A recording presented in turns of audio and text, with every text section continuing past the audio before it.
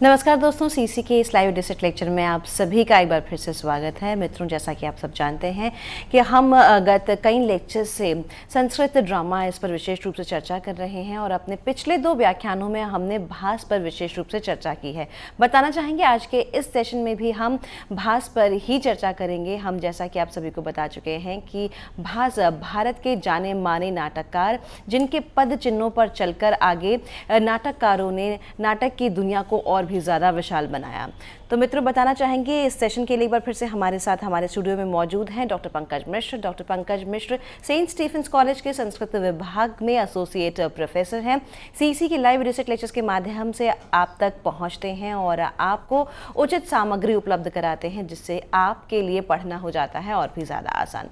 तो आइए हम एक बार फिर से स्वागत करते हैं डॉक्टर पंकज मिश्र का और आज एक बार फिर भास पर समग्र रूप से चर्चा करने की कोशिश करते हैं। डॉक्टर मिश्र, आपका एक बार फिर से बहुत बहुत स्वागत है। धन्यवाद गीतिका जी।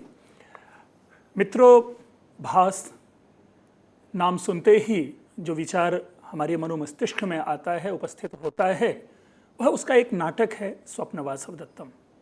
लेकिन एक चीज़ मैं ज़रूर हमारी जिस तरह से गीतिका जी ने यहाँ पर प्रस्तुत किया भास को, और एक बड़ी सुंदर पंक्ति, एक अच्छा सा वाक्य इन्होंने प्रयोग किया कि भास एक ऐसे नाटककार हैं जिनके पदचिन्हों पर परवर्ती सारे नाटककारों ने चलने का प्रयास किया है। कदाचित मैं भी भास को इसी दृष्टि से देखता हूँ। सही अर्थों में एक रंगमंचीय कलाकार जब नाटककार बनता है तो उसका नाम पड़ता है भास। अगर यह आप टिप्पणी समझें भास को तो इसके 2 अर्थ निकलते हैं। पहला अर्थ तो यह निकलता है कि संस्कृत जगत अथच नाट्य जगत भास को एक श्रेष्ठ नाटककार के रूप में जानता है। लेकिन दूसरा जो प्रमुख इसमें गुह्य अर्थ छिपा हुआ है वह यह कि कदाचित भास स्वयं एक रंगमंचीय कलाकार रहे होंगे, तब जाकर के उनको नाटकीय इतनी सफलता मिली है। और इनका कोई भी ऐसा नाटक नहीं है जो कि रंगमंच पर अभिनय नहीं हो। हमने पिछली श्रृंखला में भास के नाट्य वैशिष्ट्य की चर्चा प्रारंभ की थी और कुछ महत्वपूर्ण विषयों पर हमने टिप्पणी की थी, समीक्षा की थी और उनकी उस नाट्य विशेषता को जानने की कोशिश की थी। उसी को हम आगे बढ़ाते हैं और आज स्वप्न वासवदत्तम की समग्रता को जानने का प्रयास करेंगे। मित्रों, जो भास के नाटक हैं, उस भास के नाटक की विशेषता को अगर हम परिगणित करें, अगर हम गिने, तो 2-4 इस तरह से जरूर हम गिना सकते हैं कि इनके नाटक में विविधता एवं मौलिकता देखी जाती है। इनका नाटक अभिनेय है। इनके नाटकों में अनावश्यक विस्तार नहीं देखा जाता तथा कार्यान्विति में किसी भी प्रकार की शिथिलता नहीं देखी जाती। इनके जो चरित्र हैं 13 के 13 नाटकों के, वे वास्तविक हैं, मनोवैज्ञानिकता से परिपूर्ण हैं, मार्मिकता उस चरित्र में है। और जो संघर्ष है, अर्थात इनके चरित्रों में संघर्ष, जो मैं पुनः पुनः आप लोगों के सामने रखता आ रहा हूं, इस संघर्ष को देखा जाए तो एक तो घटना व्यापार संबंधी संघर्ष है और एक मानसिक हम कहते हैं संघर्ष है, जिसे कि मैंने बार बार चरित्रों में द्वंद्व की दृष्टि से रखने का प्रयास किया था। और एक नायक को हमें देखना पड़ता है, क्योंकि नाटक जो है वस्तुतः उनको जो प्रसिद्धि मिलती है, कहीं ना कहीं उनके नायक के माध्यम से उस नाटक को अधिक प्रसिद्धि मिलती है। अगर हम नाम ले लें तो जैसे अभिज्ञान शाकुंतलम है, भले ही अभिज्ञान शाकुंतलम नाम है, लेकिन ये नाम सुनते ही हमारे मन में दुष्यंत का चित्र उभरता है। उत्तर रामचरितम नाम लेने से राम का चरित्र उभरता है। मुद्रा राक्षसम नाम लेने से चाणक्य और राक्षस का नाम उभरता है। या इसी प्रकार मृच्छकटिकम नाम यदि हम ले लें तो चारुदत्त और शकार का नाम उभरता है। तो इसलिए अगर इनके नाटक की विशेषता को देखें तो इनका नायक क्यों इनकी विशेषता है, हम उसको भी जानने की कोशिश करें। बल्कि सबसे पहले हम नायकीय जो स्वरूप है इसको ही जान लेते हैं और तदनुसार अगर आप पाएंगे तो जो भास के नायक हैं उन नायक में एक विचित्र प्रकार की विविधता दिखती है हमें। बल्कि हम कह सकते हैं कि जीवन व्यापार के हर क्षेत्र के जो चरित्र होते हैं उनको उन्होंने अपने विविध नायकों में उतारने का प्रयास किया है। यह एक अलग विषय है कि उनके सारे के सारे नायक अधिकांश नायक, सारे के सारे नहीं, अधिकांश नायक जो हैं वे महाभारतीय चरित्र हैं। और इसीलिए महाभारत के चरित्र को यदि हम ध्यान में लेकर के चलते हैं तो हमारा उनसे एसोसिएशन नहीं बनता, क्योंकि रामायण, पुराण और महाभारत के चरित्र जो होते हैं वे दिव्य होते हैं। लेकिन उन दिव्य चरित्रों को जिस प्रकार धरातल पर खड़ा किया है भास ने, इसलिए वो नायक जो हैं वो आम जीवन के नायक बन जाते हैं। और हमने जैसा कहा कि किसी भी भूभाग का, भारतीय किसी भी भूभाग में आप ऐसे चरित्र को पा सकते हैं। लेकिन अगर शास्त्रीय दृष्टि से, साहित्यिक दृष्टि से इन नायकों को अगर वाक्यों में बांधने की कोशिश करें तो एक बात जो निकल कर आती है कि इनके नायक के व्यक्तित्व में एक अनासक्तिमय प्रत्यक्ष कर्मवाद देखा जाता है। शब्द क्या बना? अनासक्तिमय प्रत्यक्ष कर्मवाद। अर्थ क्या बना, पहले उसको हम ले लेते हैं। अर्थात ऐसे नायकों में किसी भी प्रकार की आसक्ति नहीं है, अर्थात वो आसक्ति के वशीभूत होकर के अपने कर्तव्य क्षेत्र में नहीं उतरते हैं, निष्प्रिय होते हैं, त्यागी होते हैं, उनमें त्याग की भावना रहती है। और चूंकि हमने कहा कि हर एक चरित्र एक दूसरे के कल्याण के लिए समर्पित रहता है, हम समग्रता की दृष्टि से सारे 13 नाटकों को उदाहरण में ना लेकर के चलें, केवल स्वप्न वासवदत्तम के चरित्र को देखें तो आप पाएंगे कि योगंधरायण वासवदत्ता और उदयन के कल्याण के लिए त्याग करता है, वासवदत्ता अपने पति के कल्याण के लिए त्याग करता है, पद्मावती वासवदत्ता के लिए त्याग करती है। अर्थात किसी न किसी प्रकार से सारे चरित्र एक दूसरे के कल्याण के लिए समर्पित है।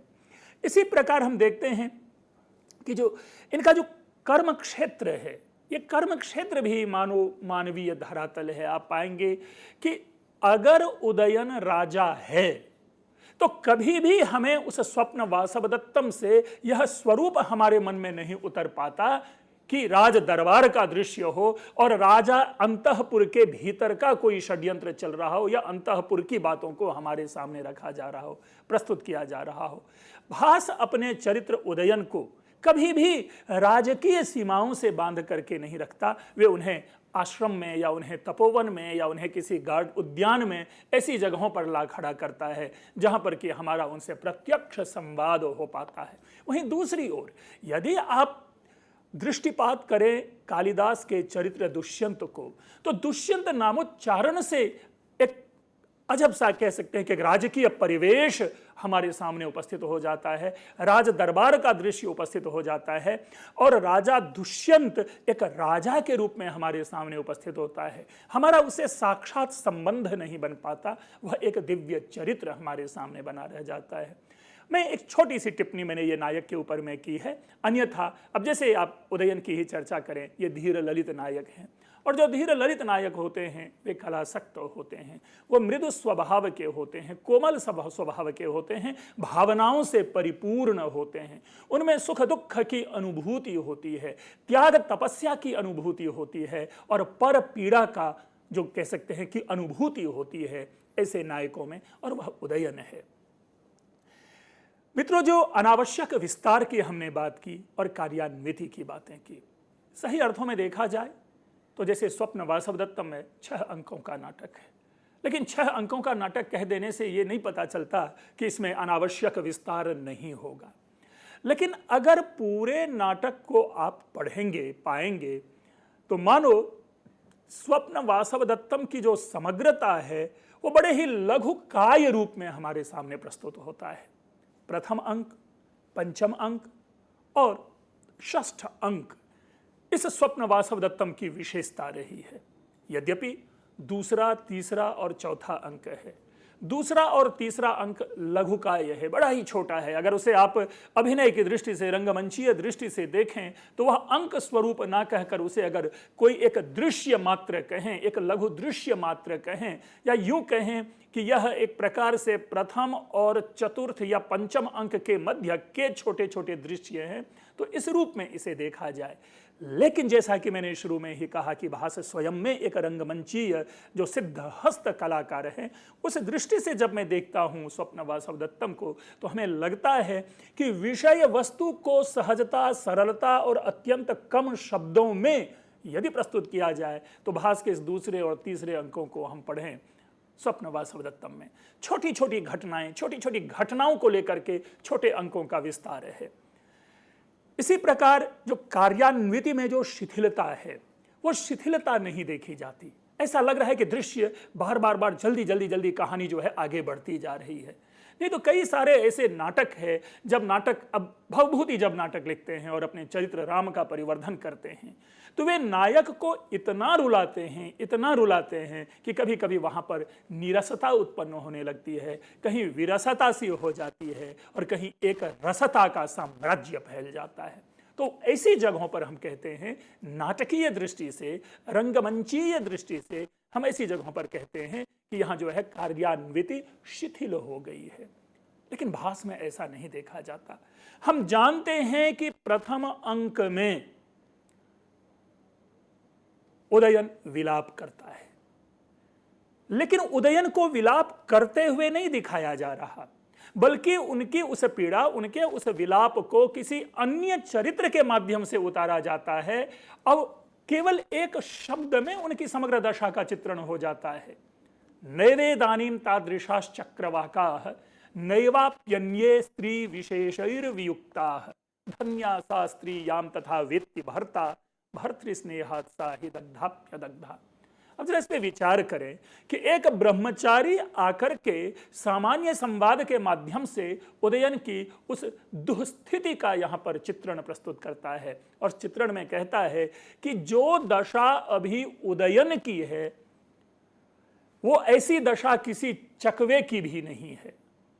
मित्रों, साहित्यिक परंपरा में चकवा और चकवी के प्रेम के माध्यम से एक विरह का करुण दृश्य हमारे सामने उपस्थित किया जाता रहा है, चाहे वो हमारे भास रहे हों या कालिदास रहे हों। जब वे विदाई के समय में तृतीय अंक में एषापि प्रियेण, चतुर्थ अंक में एषापि प्रियेण विना गमयति रजनीं विषाद दीर्घतराम गुर्वपि विरह दुःखमाशा बंधः साहयति, इस पद्य के माध्यम से दुष्यंत से शकुंतला के विरह का चित्रण होता है। अस्तु, हम उदयन की चर्चा कर रहे हैं, तो चकवे की ऐसी दशा नहीं होगी जो दशा अभी राजा उदयन की है वासवदत्ता की मृत्यु के शोक में। तो इस प्रकार से एक पद्य के माध्यम से उदयन की पूरी पीड़ा को यहां पे प्रस्तुत कर दिया जाता है। लेकिन यही छठे अंक में आप दुष्यंत को जाएंगे तो उन्हें मूर्छित होते हुए, बार बार मूर्छित होते हुए दिखाया जाता है, उन्हें रोते हुए दिखाया जाता है, चाहे कारण जो भी रहा हो। लेकिन कोई नायक अगर सबके सामने आंसू टपका रहा होता है तो कहीं ना कहीं जो नायकत्व का वो एक पूरा जो एक लंबा स्वरूप होता है, दीर्घ स्वरूप होता है, वो कहीं ना कहीं हीन होता प्रतीत होता है। तो यहां पर शिथिलता नहीं है।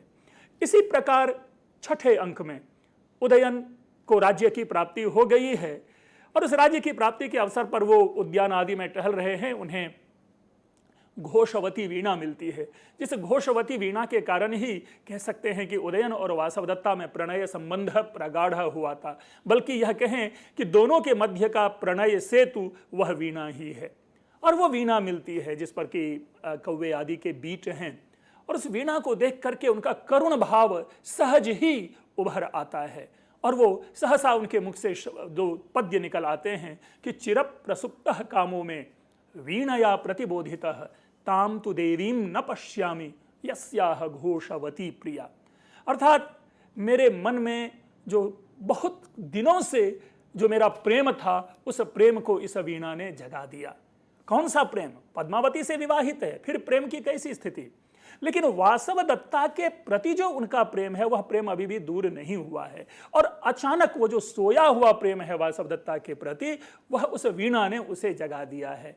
और बेचारे के मन में करुण भावना उत्पन्न होती है कि उस देवी को नहीं देख पा रहा, मैं अपनी उस प्रिया को नहीं देख पा रहा, अपनी प्रेमिका को नहीं देख पा रहा, अपनी शिष्या को नहीं देख पा रहा, जिनको यह घोषवती वीणा प्रिय थी। दर्शकों को ऐसा लगता है कि यह विलाप आगे बढ़ेगा और दुष्यंत उदयन जो है आंसू टपकाएंगे, लेकिन बड़ी ही मितव्ययिता से, कलात्मकता से और कार्यान्विति के सुंदर कह सकते हैं कि बंध से भास ने उसको आगे विस्तार नहीं होने दिया और वो दृश्य बदल देते हैं। कोई अन्य वहां पर बहाना उपस्थित हो जाता है और मनोविज्ञान जो है, जो उभरता हुआ उदयन का मनोविज्ञान है, उस मनोविज्ञान को भटका देता है। तो जिस कार्यान्विति की शिथिलता की बात हम कर रहे हैं, इस रूप में हम नहीं समझते कि भास के जैसा इतना ग्रिप में बढ़ने वाला, बंधने वाला कोई स्क्रिप्ट लिखा गया हो। दूसरे शब्दों में, जो आज की भाषा में हम जिसे एडिटिंग कहते हैं, जो चाहे वो दूरदर्शन धारावाहिक हो या बॉलीवुड के फिल्म हो, उसमें बार बार एक शब्द आता है एडिटिंग, कि बहुत ही सुंदर एडिटिंग है, बहुत ही सुंदर संपादन है इस दृश्य में। अगर उस दृष्टि से हम देखें तो शायद भास जैसा एडिटर नाट्य परंपरा में, भास जैसा संपादक या भास जैसा स्क्रिप्ट राइटर नाट्य परंपरा में दुर्लभ है। तो इस दृष्टि से भास की जिस प्रकार की हमने चर्चा की कि कार्यान्विति की शिथिलता और अनावश्यक विस्तार, इन दोनों की कमी देखी जाती है। अगर ऐसा नहीं होता तो वे छोटे छोटे लघु नाटक लिख पाने में सफल नहीं होते, और उसी लघु नाटक के माध्यम से भास को प्रतिष्ठा मिली हुई है। मित्रों, इसके बाद जो मूल एक बात आती है कि मैं भास की जो शैली है, रचना, बिंब, संवाद, एक नए अंदाज में प्रस्तुत करता है। वह इस प्रकार कि यूं तो संस्कृत में परंपरा है 4 चरणों में पूरे श्लोक को एक साथ बोलने की, एक साथ प्रस्तुत करने की। कोई भी नाटक निकाल लें, आप पाएंगे एक चरित्र पूरा का पूरा पद्य पढ़ता है। लेकिन भास ने एक अनूठा प्रयोग किया है। वह प्रयोग किया है कि पद्य एक है और उनको कई चरित्र मिलकर के एक ही पद्य को संवादात्मक शैली में प्रस्तुत करते हैं। दूसरे शब्दों में, अगर कोई भी प्रसिद्ध पद्य आप ले लें, सामान्य सा, जैसे त्वमेव माता च पिता त्वमेव बंधुश्च सखा त्वमेव विद्या द्रविणम त्वमेव सर्वम मम देव देव। मैंने इस पद्य का चयन इस मात्र के लिए किया है कि हम आप सभी जानते हैं इस पद्य को। अब यही पद्य हमेशा हम सुनते हैं कि एक व्यक्ति पढ़ता है, लेकिन नाटकीय संवाद में इस पद्य का मानो भास ने इस प्रकार टुकड़ों में बांट दिया है कि कई सारे चरित्र के ये संवाद बन जाते हैं। उदाहरण के लिए प्रतिमा नाटक का एक बड़ा ही सुंदर सा प्रसंग है। भरत आता है अयोध्या की ओर, भरत को लाने के लिए, चूंकि इधर ये घटना सारी घट गई है कि राम को वनवास तो राज्य पद पर बिठाना है, भरत को भेजा गया है लाने के लिए। तो जो सूत लेकर के आ रहा है, भरत रथ में बैठा है और सूत रथ चला रहा होता है।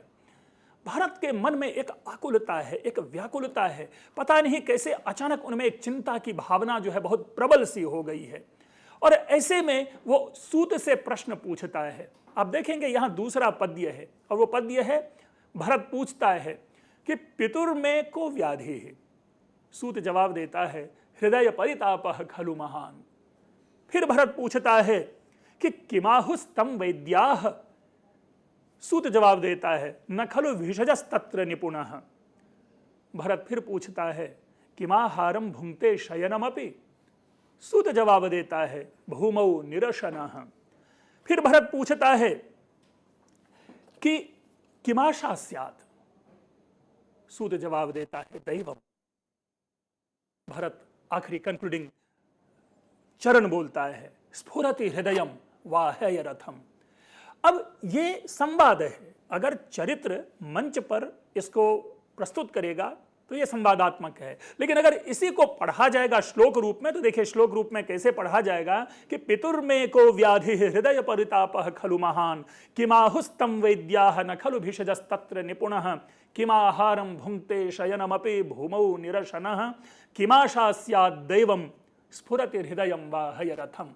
यानी एक श्लोक है और इस श्लोक को 2 संवाद में बांट दिया गया। हम इसके भाव को समझ लें कि इसके नेपथ्य में भाव क्या छिपा हुआ है। जैसा मैंने कहा कि चिंता से आकुल व्याकुल एक विपर्यस्त मनस्थिति वाला है भरत यहां पर, और पूछता है अपने पिताजी के बारे में सूत से कि अरे क्या ऐसी हालत हो गई मेरे पिताजी, मैं अभी तो मिलकर के ही अभी तो आया ही हूं मैं, और मेरे पिताजी को ऐसा कौन सा रोग हो गया। सूत जवाब देता है, हृदय परितापः खलु महान। अर्थात एक हृदय में जो पश्चाताप है, जो कष्ट है, व्यथा है, वो बहुत बड़ी व्यथा है आपके पिताजी को। भरत ने कहा कि भाई किसी डॉक्टर से दिखलाया, किमाहुस्तम वैद्या, कि डॉक्टर ने आकर के देखा सुना, कुछ तो इलाज हुआ कि नहीं। सूत कहता है, न खलु, नहीं हो पाया, क्योंकि भिषजस्तत्र न खलु भिषजस्तत्र निपुणः, कोई बहुत अच्छा डॉक्टर नहीं मिल पाया है, जिस कारण उनका सही से उपचार नहीं हो पाया। फिर भरत पूछ बैठता है कि माहारम भुंगते शयनमपि, अरे क्या भोजन तो ले रहे हैं, ठीक से शयन तो कर रहे हैं? सूत जवाब देता है नहीं। भूमौ यानी शयनमपि भूमौ, अर्थात जमीन पे सो रहे हैं, पृथ्वी पे जो है ना आपके पिताजी दशरथ वे सो रहे हैं, और निरशन, बिना कुछ खाए पिए खाना पीना सब त्याग दिया है और जमीन पे सो रहे हैं। भरत पूछता है उम्मीद क्या है, किम आशा स्याद, अरे बताओ कुछ तो, क्या उम्मीद क्या है पिताजी की हालत बहुत खराब तो नहीं हुई है? सूत कहता है दैवम, कि मैं क्या बताऊं आपसे, अब सब कुछ भगवान के हाथ में है। भरत का हृदय पूरी तरह से, जिसको कहते हैं धक धकी उनकी बढ़ सी जाती है, और भरत कह बैठता है स्फुरत हृदयम वाह रथम, अरे मेरे भी जो हृदय की जो ये धड़कनें हैं बहुत तेज हो गई है इसलिए जल्दी से रथ चलाओ, जल्दी से रथ चलाओ। मित्रों, जो विषय मैंने आपके सामने प्रस्तुत करने का प्रयास किया है वह यह है कि किस प्रकार एक इतने सुंदर भावनामय पद्य को कवि ने दो मध्यों के संवादों में बांट दिया। कालांतर में इन्हीं का अनुकरण, भास का अनुकरण भवभूति ने उत्तर रामचरितम के प्रथम अंक में किया है, जबकि सारे के सारे लोग मिल बैठ करके चित्र देख रहे होते हैं और उस समय एक एक चित्र का विवरण वहां प्रस्तुत किया जा रहा है। तो उसी में एक चित्र आता है पंपा सरोवर का, जिसको देखने के बाद लक्ष्मण उसका चित्रण कर रहा होता है। तो जैसे ही चित्रण, दो पंक्ति चित्रण करता है, राम उसे रोकते हुए कहता है कि नहीं, अब तुम नहीं, इसके बाद तुम मत बोलो, और राम उसके बाद फिर दूसरा जो है संवाद बोलना शुरू करता है, जो पद्यात्मक शैली में है। तो नाटक को नाटकीय स्वरूप प्रदान करने में भास का जैसा योगदान है, ऐसा योगदान किसी भी नाटककार का व्यक्तिगत मेरी अपनी ये समीक्षा, ये मेरी अपनी टिप्पणी हो सकती है, नहीं है।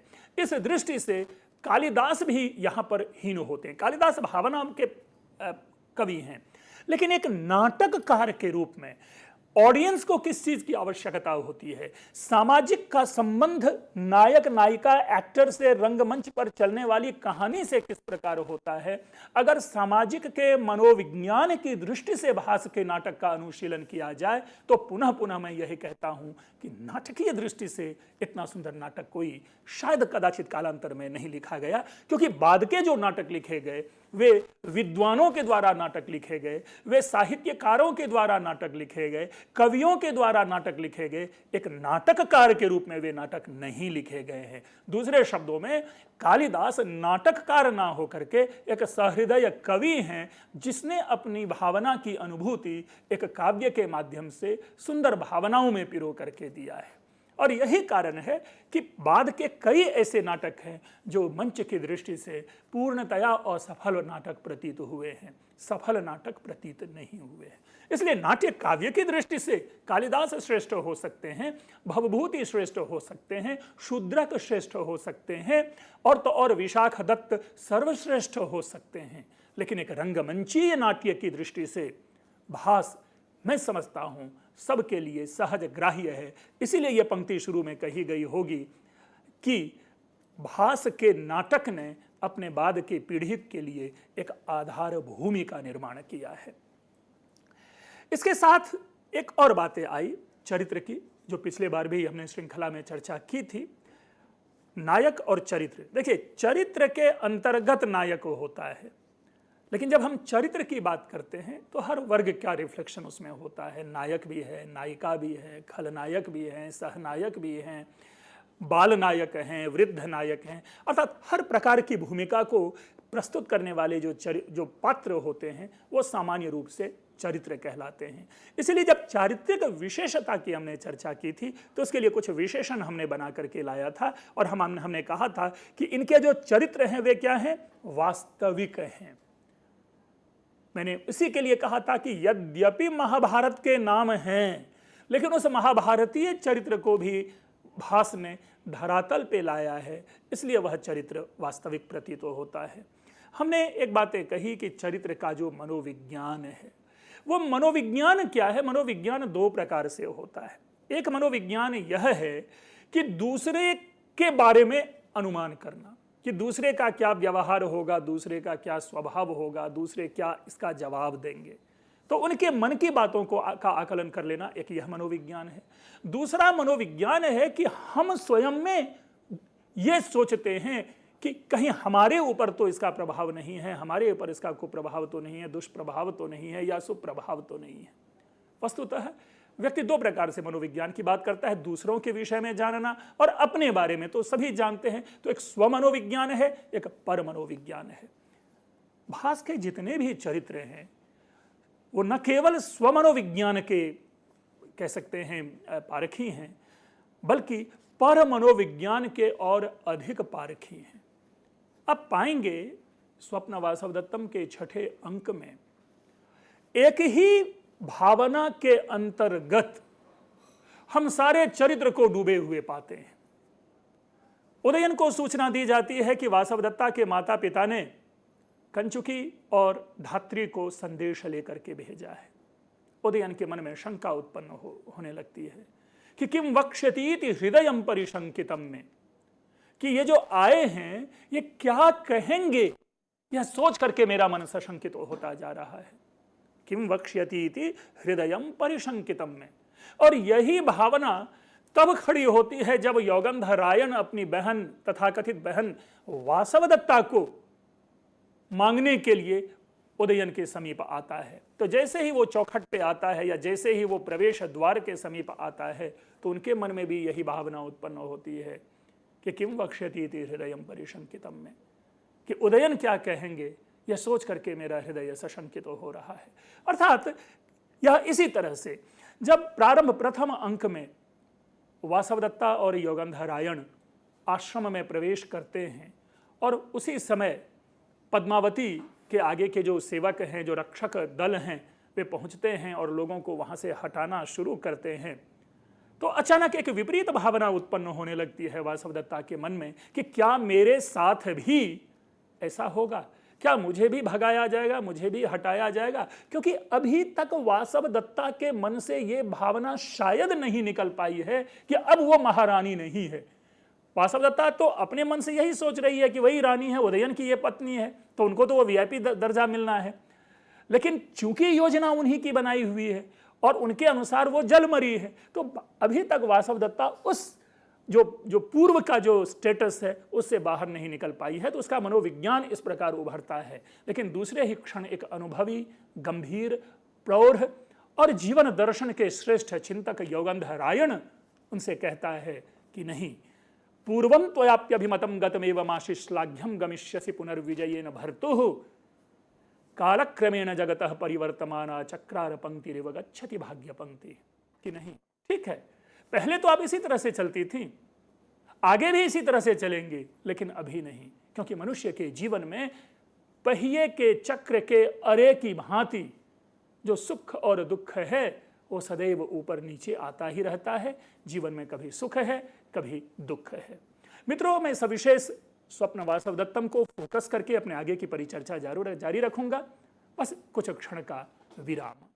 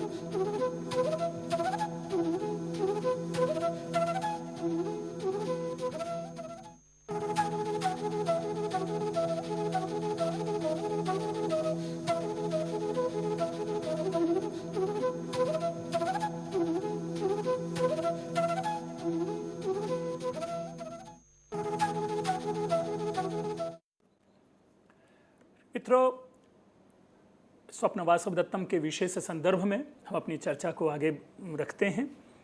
चूँकि यह नाटक पूरे भारतवर्ष में किसी न किसी रूप में पढ़ाया जाता है, चाहे वो 10वीं कक्षा में इसके कुछ अंश हों, चाहे 12वीं कक्षा में कुछ अंश हों, या अन्य विश्वविद्यालयीय स्तर पर इनके पूरे नाटक को पढ़ाया जाता हो।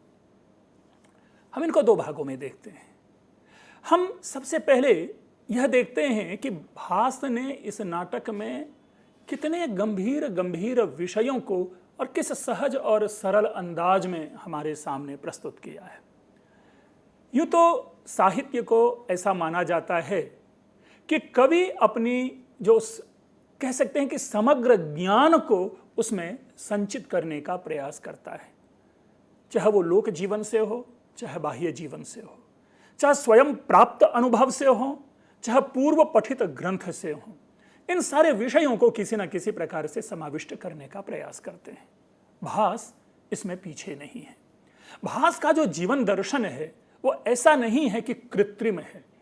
उन्होंने जीवन दर्शन को अत्यंत सहजता से ग्रहण किया है और यही सहजता स्वप्न वासवदत्तम में देखी जाती है। जिन विषयों को बार बार उपनिषदों के माध्यम से, गीता के माध्यम से या अन्य पारंपरिक ग्रंथों, साहित्यों के माध्यम से प्रस्तुत किया जाता रहा है, उसको एक पद्य में, छोटे छोटे पद्यों में भास ने इस प्रकार हमारे सामने प्रस्तुत कर दिया है कि मानो जीवन का साक्षात दर्शन हो उठता है।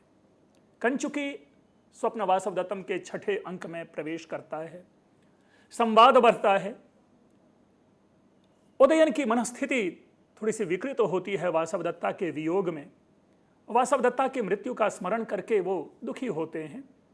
उसी समय सांत्वना वचन देता है कंचुकी और कहता है कि कह कम शक्तो रक्षितुम मृत्यु काले रज्जुच्छेदे के घटम धारयन्ति एवं लोकस्तुल्य धर्मो वनानाम काले काले छिद्यते रुह्यते च।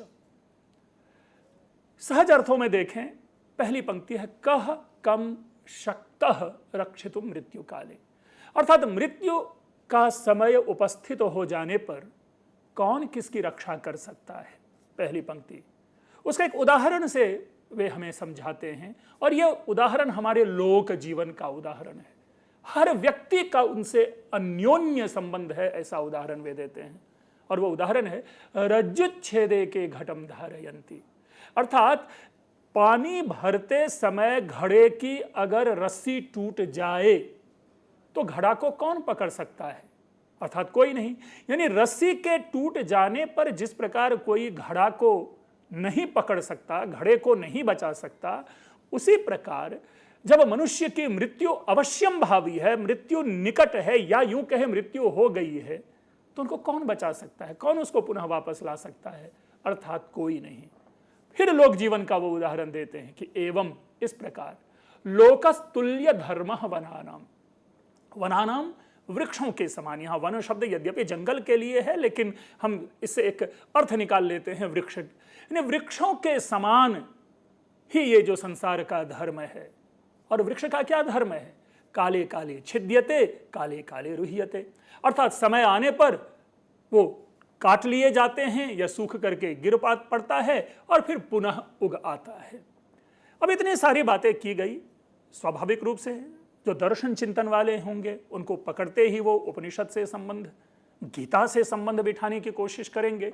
लेकिन जिस सहजता और सरलता से यहाँ पर भास ने प्रस्तुत किया, यहाँ पर सारे की सारी जो उपनिषद हैं और गीताएं हैं वो गौण हो जाती है। लेकिन तब हम ये जरूर कहते हैं कि निस्संदेह भास के ऊपर में अपने पूर्ववर्ती इन श्रेष्ठ ग्रंथों का अवश्य ही प्रभाव रहा होगा, क्योंकि जैसे ही इस पद्य का हम स्मरण करते हैं हमें कठोपनिषद के प्रारंभिक 6ठे मंत्र का स्मरण हो आता है, जहां पर पंक्ति है सस्यमिव मर्त्यः पच्यते सस्यमिवा जायते पुनः।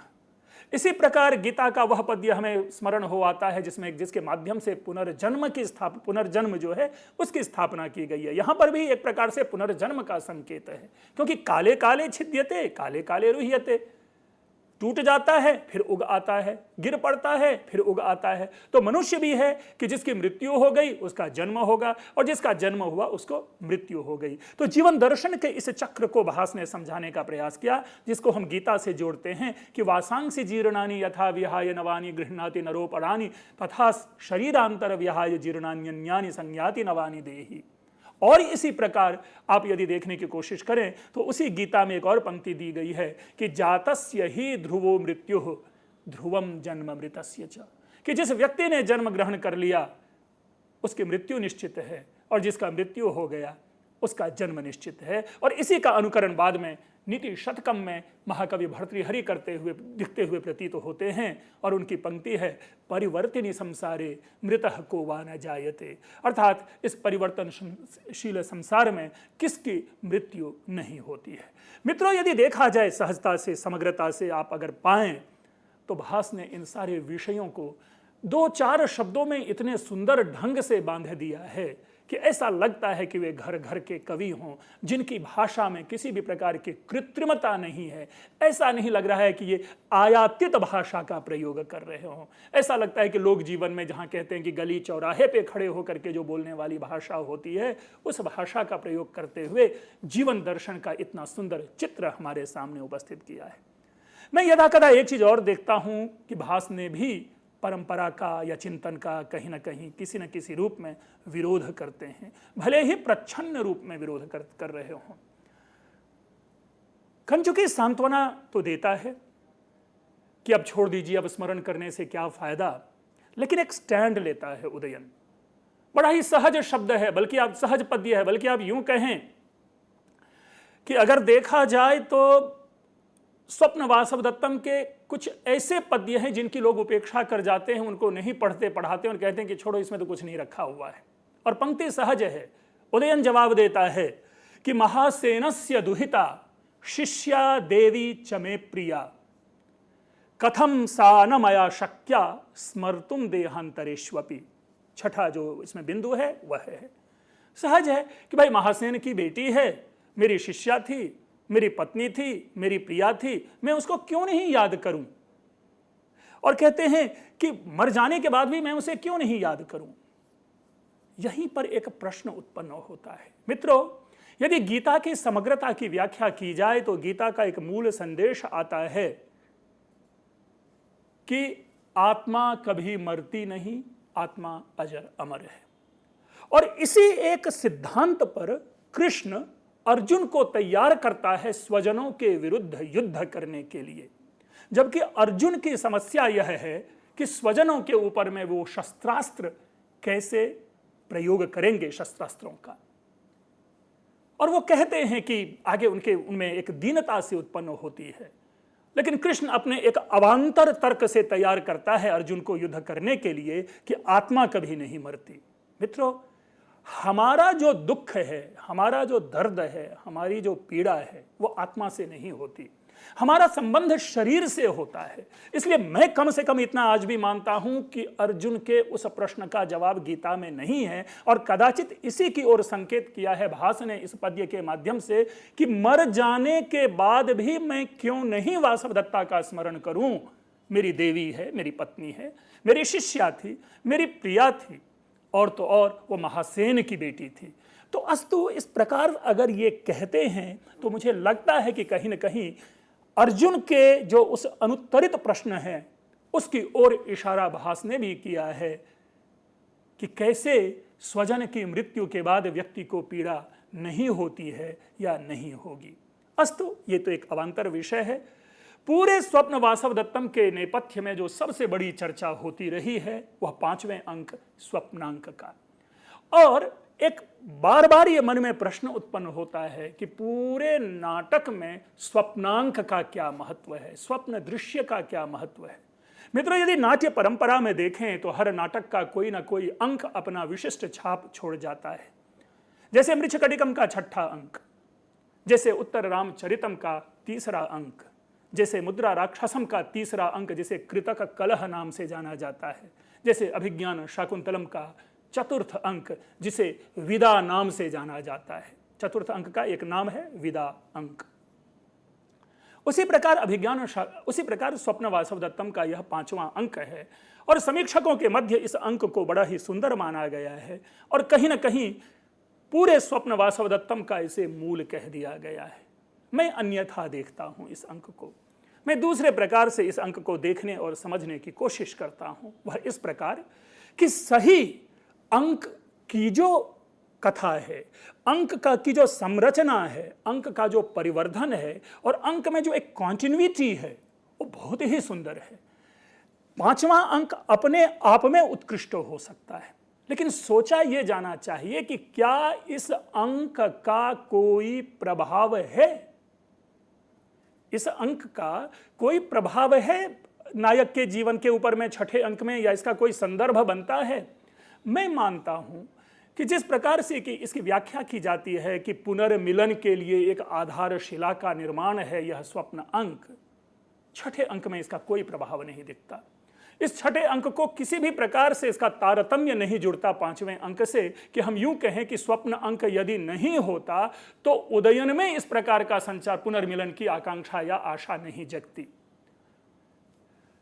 अगर आप पूरा का पूरा डेवलपमेंट ऑफ 6th एक्ट देखें स्वप्न वासवदत्तम का, तो वहां पर जो मूल और विशिष्ट भूमिका है वह भूमिका उस पोर्ट्रेट की है, उस चित्र फलक की है जो कि वासवदत्ता की माता वसुंधरा ने वासवदत्ता का चित्र बनवा करके उदयन के लिए भेजा है। कहीं भी स्वप्न दृश्य 6ठे अंक में किसी भी रूप में कंटिन्यूड नहीं है। इसीलिए या तो 5वें और 6ठे अंक के मध्य एक और अंक होना चाहिए था जिसे कंटिन्यूएशन बनता, अन्यथा 5वें अंक के बाद जो 6ठा अंक है वह एक एब्रप्ट है। ऐसा लग रहा है कि अचानक उसका प्रारंभ कर दिया गया हो। कई लोग ये जोड़ने की कोशिश करते हैं कि 5वें अंक का में ही युद्ध के लिए तैयार होता है। आखिरी पद्य है, उपेत्य नागेंद्र तुरंग तीर्णे तमारुणिम दारुण कर्म दक्षम विकीर्ण बाणुग्र तरंग भंगे महर नवाभे युधिनाशयामी। इसके माध्यम से यह जोड़ने का प्रयास करते हैं कि उदयन युद्ध के लिए जाता है और 6ठे अंक में युद्ध विजय दिखाता है, तो ये जुड़ रहा है। ये 5वें अंक जुड़ रहे हैं, स्वप्न दृश्य नहीं जुड़ रहा।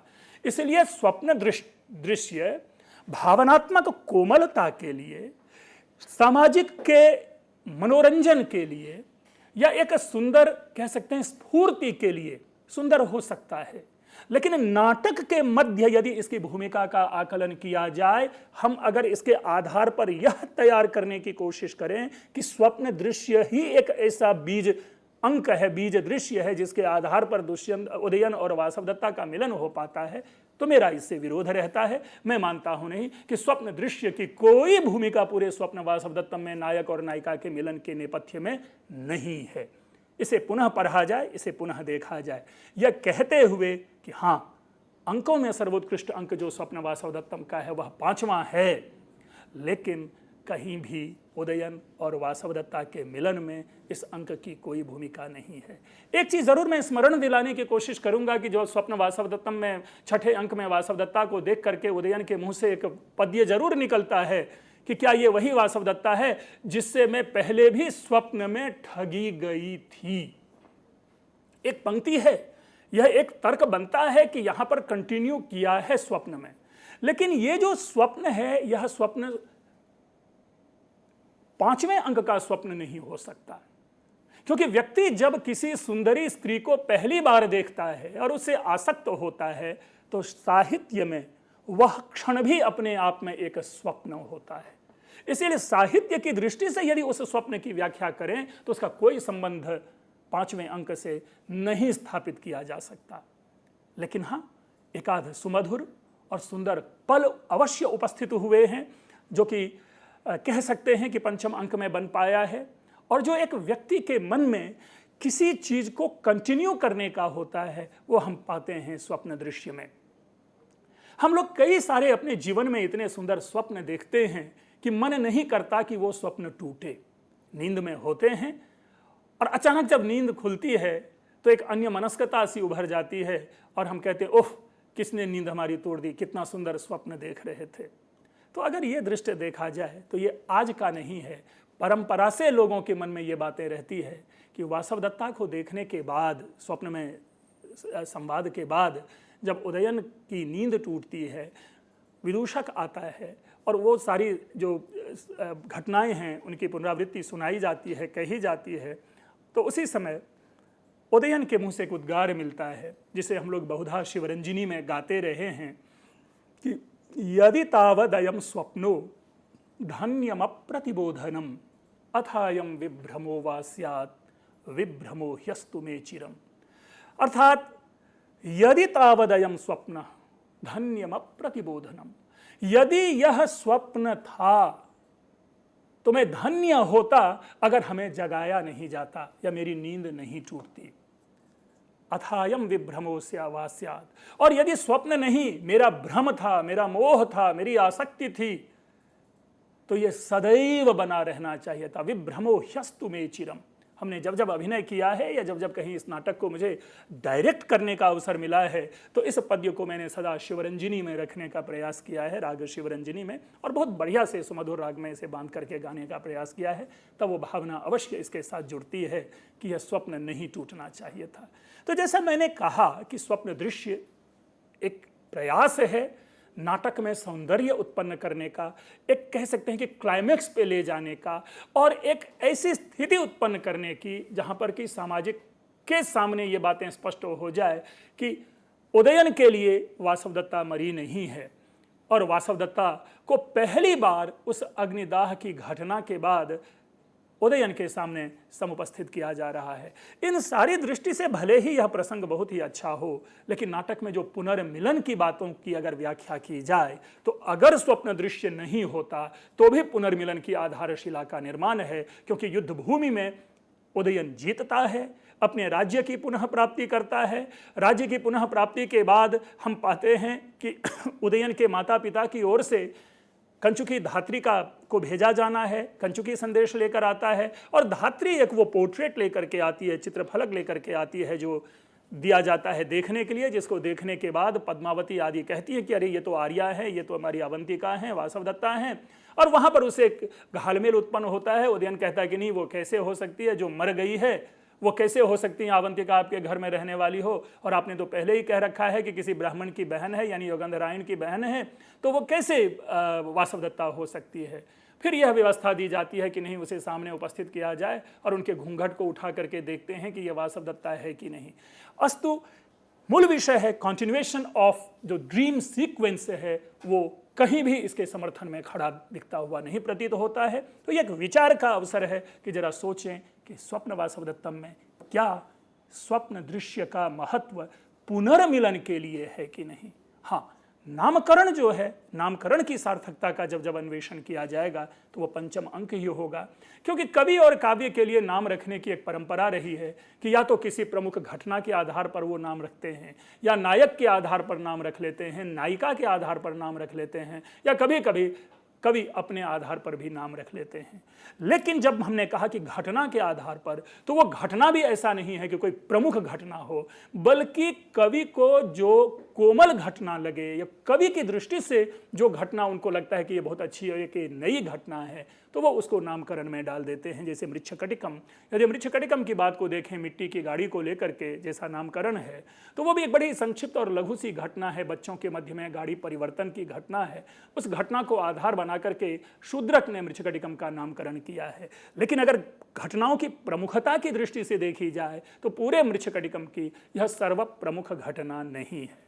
इसी प्रकार अगर हम पूरे स्वप्न वासवदत्तम की दृष्टि से बात करें तो एक सुंदर घटना ये जरूर है, एक अच्छी घटना जरूर है, लेकिन सर्वाधिक प्रमुख घटना नहीं है। लेकिन कवि को यह घटना बड़े ही सुंदर, इनका परिवर्धन बड़ा सुंदर, इसका प्रभाव बड़ा सुंदर दिखता है। तो इस दृष्टि से मानो कवि ने नामकरण में इस स्वप्न दृश्य को रखा है। हाँ, एक चीज जरूर है कि पंचम अंक अपने आप में पूर्ण है।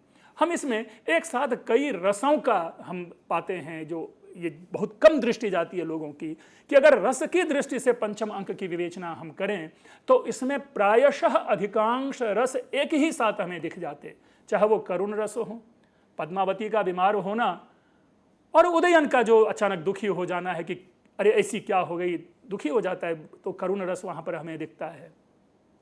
श्रृंगार रस दिखता है जब वार्ता होती है स्वप्न में वासव दत्ता और इसकी उदयन की। हास्य रस है जब हम पाते हैं विदूषक और उदयन के मध्य की बातें।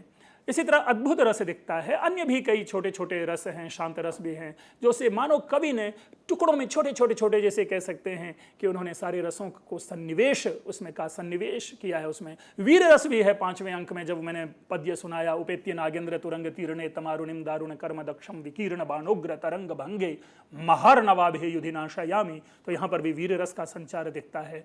तो मेरी व्यक्तिगत जो एक है सोच इससे निकल कर आई है कि संस्कृत नाट्य साहित्य में जितने भी प्रमुख अंक हैं उन अंकों में स्वप्न वासव दत्तम का 5वां अंक एक ऐसा अंक है जिसमें सर्वाधिक रस का विनियोग है। तो इस दृष्टि से भी 5वां अंक जो है वो बहुत ही महत्वपूर्ण होता है, यह कहते हुए कि पुनर्मिलन में इसकी कोई भूमिका नहीं है। मित्रों, इसके साथ ही 5वें अंक में जो मूल विषय है, इसके विषय में एक टिप्पणी आती है स्वप्न वासव दत्तम के विषय में कि स्वप्न वासव दत्तम 2 पुनरुपलब्धियों की कहानी है। 2 पुनरुपलब्धियों की कहानी है। ये 2 पुनरुपलब्धि क्या हो सकती है, इसको जरा हमें गौर करना है। वस्तुतः उदयन से सारा राज्यपाट छिन जाता है और वासव दत्ता उसके जीवन से चली जाती है। तो इस प्रकार उदयन 2 चीजों से वंचित है, राज्य और अपनी प्रेमिका से। और नाटक के अंत में जाकर के हम पाते हैं कि राज्य की भी प्राप्ति हो गई है और वासव दत्ता की भी प्राप्ति हो जाती है। तो इस प्रकार इस नाटक के ऊपर में यदि यह टिप्पणी की जाती है कि 2 पुनरुपलब्धियों की कहानी है, तो यह सत्य ही है और यह टिप्पणी सही है, तार्किक है। लेकिन पुनः अगर इसका समग्र विश्लेषण करें तो कई चीजों की पुनरुपलब्धि होती है। क्या महामात्य या वो मंत्री योगंधरायण की पुनः प्राप्ति नहीं है क्या? उसे पुनरुपलब्धि नहीं कहेंगे क्या? या इसी प्रकार अन्य जो पुराने जो बीते हुए दिन हैं प्रसन्नता के, वो भी वापस आते हैं। इसलिए केवल पुनरुपलब्धि को 2 मात्र की गिनती में फंसा करके स्वप्न वासव दत्तम की समग्रता की आलोचना करना मुझे लग रहा है कि कवि की सीमा को सीमित करना हुआ।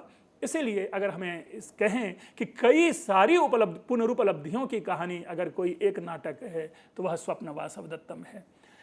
जैसा कि साहित्यिक दृष्टि आदि की हमने चर्चा की, इसमें इन्होंने साथ में कहीं ना कहीं थोड़ा थोड़ा राजनीतिक पुट भी डालने का प्रयास किया है, लेकिन प्रत्यक्षतः वो राजनीति नहीं है। बैकग्राउंड से ऐसा लगता है कि राज्यपाट का छिन जाना या किसी ऐसे राजा जो कि बार बार तंग करता है उदयन को, वो इससे ज़्यादा शक्तिशाली है। और पुनः हम ये पाते हैं कि वासव दत्ता के पिता हो या पद्मावती के भाई हों, इन दोनों राजाओं की सहायता उदयन को किया जाना। तो अगर ऐतिहासिक दृष्टि से, राजनीतिक दृष्टि से अगर इसका हम आलोडन विलोडन करें तो कुछ तत्व जरूर इतिहास को इससे प्राप्त होता है। तो इस रूप में स्वप्न वासव दत्तम भी कहीं ना कहीं एक ऐतिहासिक स्रोत के रूप में हमारे सामने उभर कर आता है, जिसके ऊपर बहुत कम चर्चा होती है। अगर हम ये जानें कि स्वप्न वासव दत्तम भी हमें किसी न किसी रूप में ऐतिहासिक सामग्री उपलब्ध करवाता है तो इनकी चर्चा नहीं होती है। लेकिन हमें इस एंगल से भी इसे देखना चाहिए, क्योंकि उदयन और प्रद्योत महासेन ये सारे चरित्र हैं जो इतिहास में उपलब्ध हैं। जिस जिस जगह के, चाहे वो उज्जैनी के राजा हों या वत्स देश के राजा हों या मगध की राजकुमारी हों, ये सारे महाजनपदीय काल के प्रमुख राज्यों में से, प्रमुख जनपदों में से रहे हैं। तो इस प्रकार इतिहास का समर्थन है।